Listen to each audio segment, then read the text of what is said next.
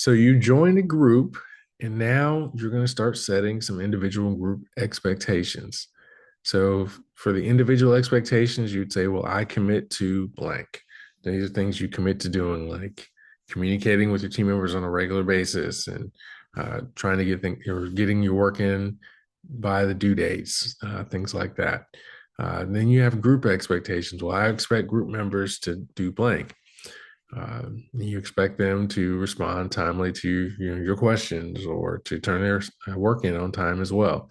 Then you need to put together a process for dealing with group members that don't live up to the expectations. So, for example, you may say, if group members don't live up to the group expectations, we'll do, and then which will do first, second, third.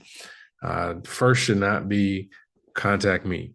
Not because I don't want to help, but the reality is, as team members, this is good practice for work. You all have to learn to work together, just like you would like to learn to work together in a work scenario. Um, and then, but understand life does happen. People do have challenges.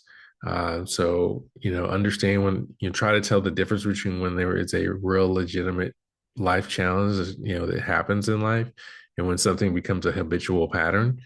Those are two different scenarios. So, give your classmates a little grace, and then they'll give you a little grace as well, because, it could be you the next week.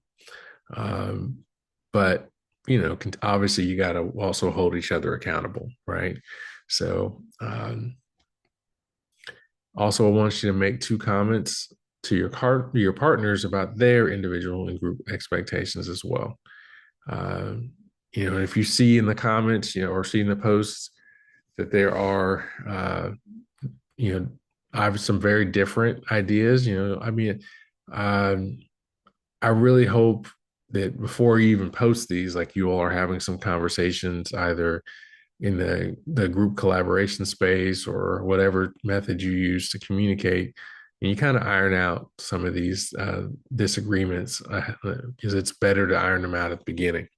So make sure you get consensus.